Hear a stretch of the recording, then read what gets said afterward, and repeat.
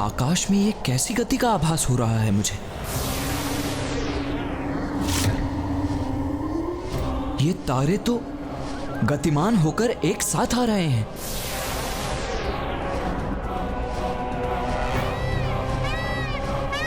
अर्थात हम पर पुनः संकट छाने वाला है कुमार कार्तिकेय। नहीं देवराज, अब जो होगा वो उचित ही होगा। किंतु कुमार कार्तिकेय, ये हो क्या रहा है? वही जो हम चाहते हैं वायुदेव। ये निर्जीव तारे गतिमान होकर एक साथ आ रहे हैं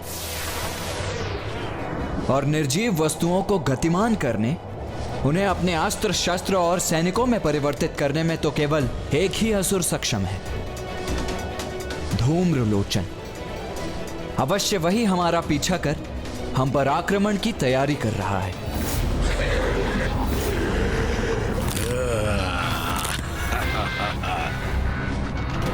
अपनी शक्ति से ऐसे अस्त्र उत्पन्न करूंगा कि तुम लाचार हो जाओगे कुमार कार्तिकेय।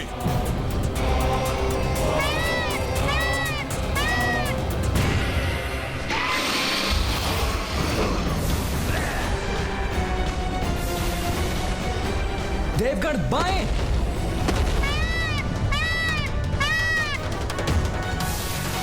देवगण दाएं!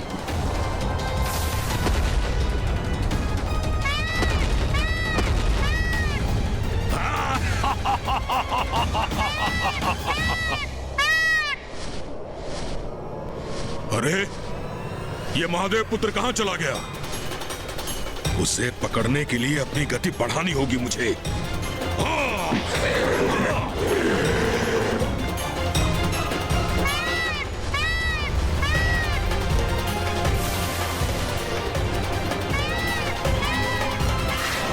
ये नुकीले अस्त्र तो हमारी ओर बढ़ रहे हैं। वायुदेव, मुझे अपनी शक्ति का पुनः आभास हो रहा है। हम उस दुष्ट शुंभ की स्तंभन शक्ति से मुक्त होकर उससे बहुत दूर निकल चुके हैं। हाँ देवराज, ये आभास तो मुझे भी हो रहा है। मेरी समस्त शक्तियां, मेरी सिद्धियां पुनः लौट रही हैं। तो फिर विलंब किस बात का वायुदेव? हमें मिलकर इन असुरों का सामना करना चाहिए। इनके वार का उचित उत्तर देना चाहिए हमें। निसंदेह।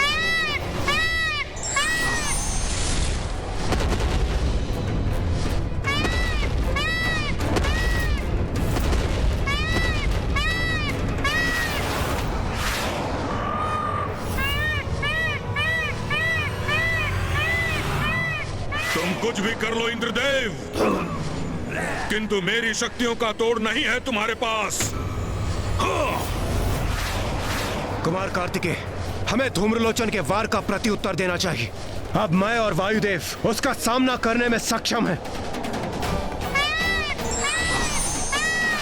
नहीं देवराज, आप अभी ऐसा कुछ नहीं करेंगे।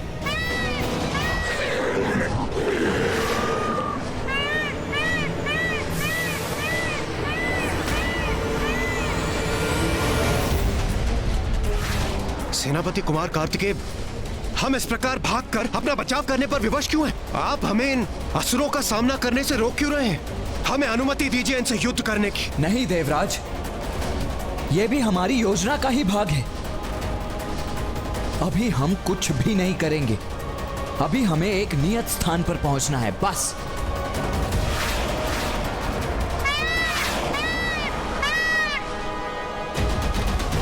अब विंध्याचल पर्वत मेरे समक्ष है।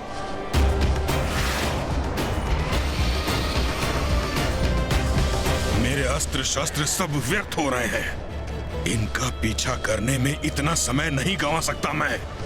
प्रतीत होता है मुझे स्वयं इनके निकट जाकर कुछ करना होगा। हाँ। चलो, तीव्र करो गति।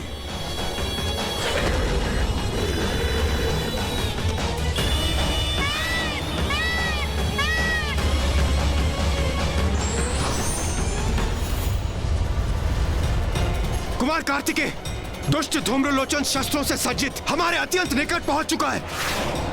तो आप योजना का स्मरण रखिए इंद्रदेव। जब मैं कहूं तभी अदृश्य हो जाइए आप, और किसी भी प्रश्न के उत्तर का समय नहीं है अभी। और हां, पीछे मुड़कर मत देखिएगा, बस अंतर्ध्यान हो जाइए। अरे इतनी गति से कहां भागे जा रहे हो कुमार कार्तिकेय? वहां राजसभा में तो बड़े बोल निकल रहे थे तुम्हारे मुख से, अब क्या हुआ? कितना भी भाग लो किंतु मुझसे बच नहीं सकोगे तुम तीनों को भेद कर ले जाऊंगा अपने इस भाले से असुर महानायक शुंभ के पास, और तुम सब इस पर टंगे जाने पर विवश हो जाओगे।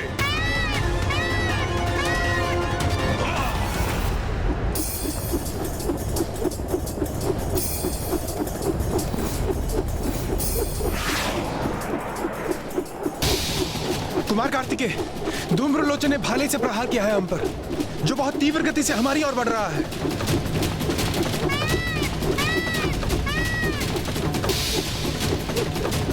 जाइए आप दोनों। नहीं नहीं कुमार कार्तिकेय, इस प्रकार हम आपको अकेला छोड़कर कैसे जा सकते हैं? ऐसी बातों का समय नहीं है। मैं जैसा कह रहा हूं वैसा कीजिए, जल्दी कीजिए।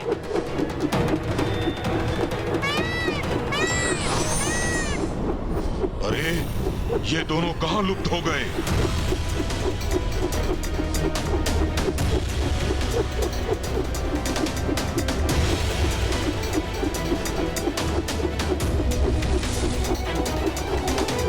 भैया गणेश!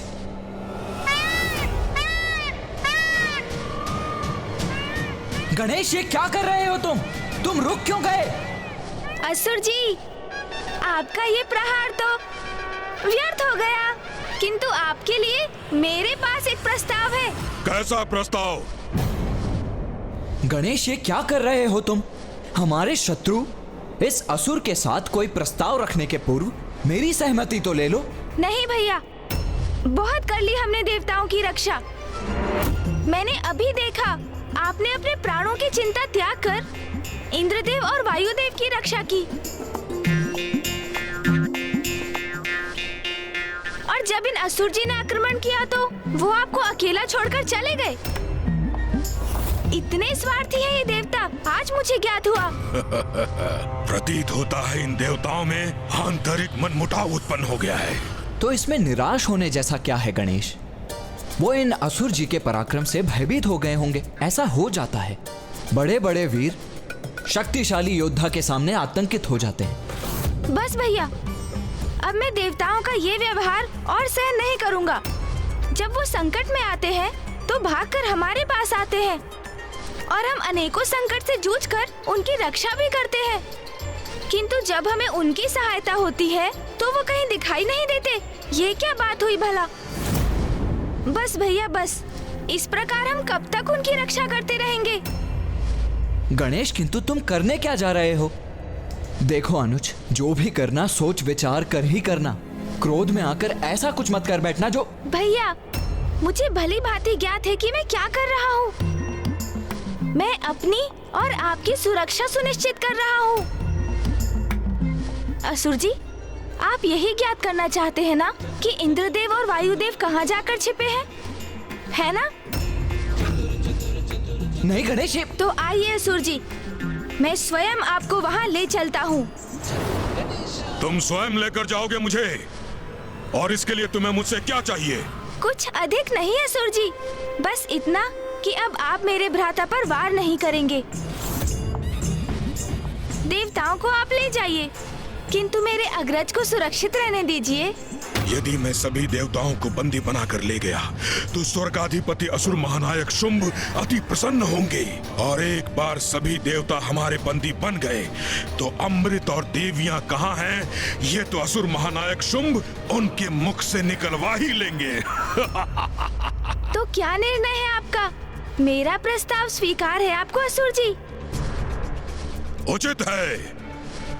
क्या तुम सर्वप्रथम मुझे देवताओं के पास ले जाओगे? हाँ हाँ, क्यों नहीं असुर जी, आइए चलिए मेरे साथ। मैं भी चलता हूँ। नहीं भैया, आप मेरे साथ नहीं आएंगे। नहीं गणेश, मैं तुम्हें अकेले कहीं नहीं जाने दूंगा। अच्छा, तो उचित है, आप भी चलिए। किंतु आप मुझे कुछ भी करने से रोकेंगे नहीं भैया, क्योंकि मैं अपने निर्णय पर अटल हूँ। मैं तो अब इन असुर जी को इनके गंतव्य तक पहुँचा कर ही रहूंगा।